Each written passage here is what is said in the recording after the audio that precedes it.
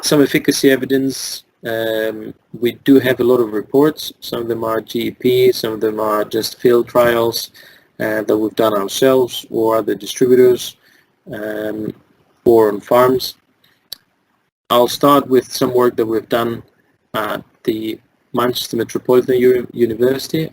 That's not efficacy on the crop. This is one of the most renowned teams of photocatalysts, and we sent the material before it was processed, and we've done work where you would see the top two graphs are under UV radiation.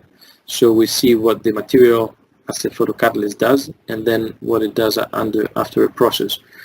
So you will see on the also you'll see carbon dioxide produced, but that is just purely a method of measuring that reaction. So it's nothing to do. We don't produce carbon dioxide. This is the specific method, and they measure carbon dioxide to see the efficiency of the photocatalyst.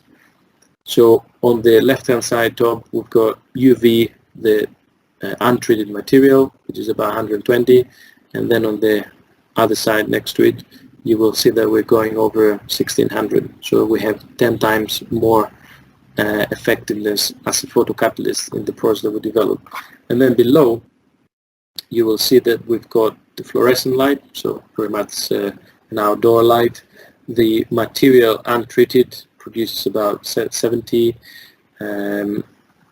as a reaction, whilst the dot material, the processed material, produces 700. So again, we're keeping that tenfold increase in efficiency and efficacy.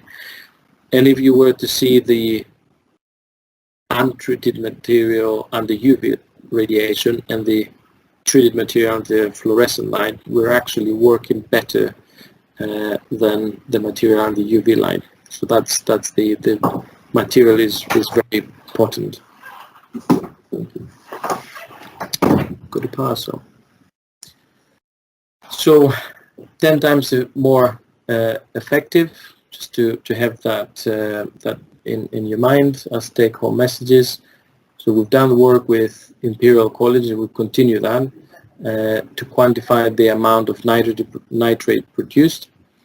And just this on the slide at the bottom, you'll see the details. So we had 0.8 grams at 3 hours, which produced 101 milligram per liter nitrate.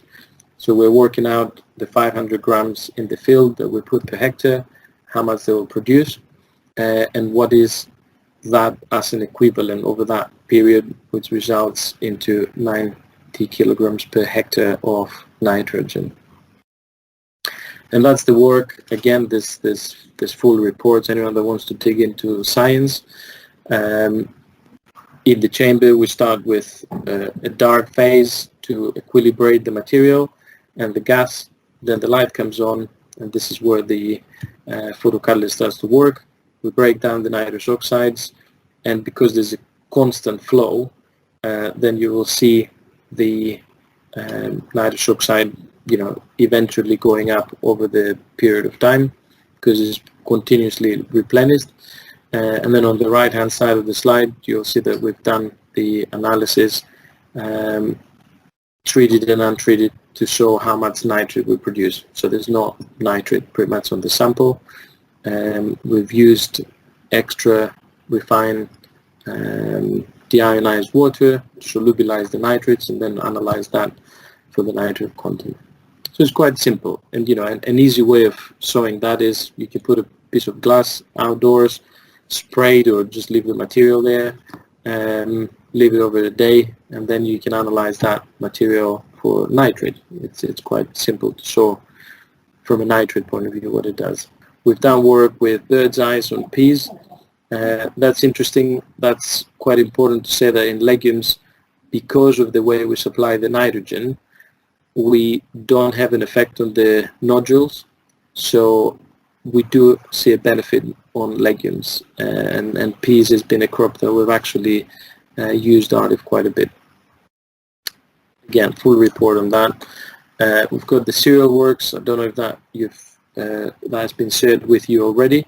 That's work that has been done on plots where we reduced the amount of nitrogen by 25%, and we also mixed it with Tricia N, so the bacteria, because we have very different modes of action. The bacteria are endophytic, they're fixing nitrogen inside the plant, whilst we with our leaf are on top of the plant and producing the nitrate there. So there's a synergy.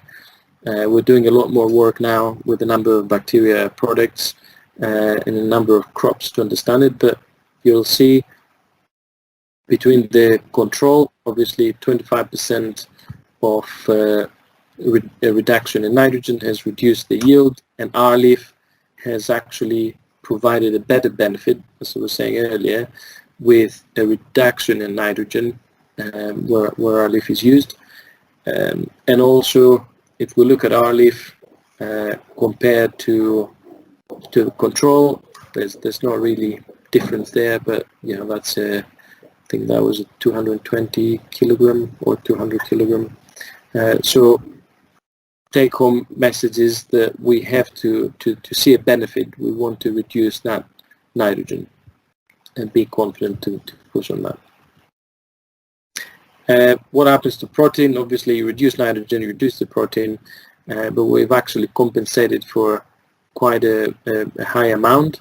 And if you look at the R-leaf that is used on top of the standard practice, we do have a bit of an effect as an increased protein. And then if you look at the protein comparing with Tricia and R-leaf together, again, because you've got another nitrogen source, then we do have a higher protein in that, so there's a bigger effect. There's more work to do because we haven't actually tried the combination in reduced nitrogen. That's some work that Agrovista was involved in an Innovate UK project with us, and we've got a lot of field trials that is typically split field trials. We haven't had any trial that we had a negative effect, which is the first point of the work, and in several we have an increase in yield, and this is without the reduction of nitrogen. And yeah, Tim, I think perhaps I can share, because of time, maybe to get some questions, I can share the data. Again, the key messages that we already spoke to. What we have is, I don't know if it is useful, but is a return on investment calculator. So you can actually use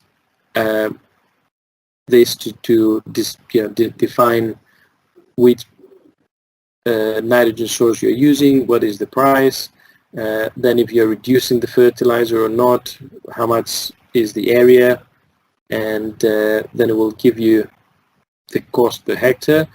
And using our leaf, we can also work out what that extra cost is. If they do reduce the nitrogen, of course, there's that compensation that is calculated, so we have a saving or not. And then depending on the reduction of nitrogen, if it is not too high and you would expect a yield increase, then we can add this yield increase there, which then it will take account to show you what the total saving or what the benefit is of using our leaf. And we're developing this further using more data, so that will be a useful tool to have in front of you basically for making decisions.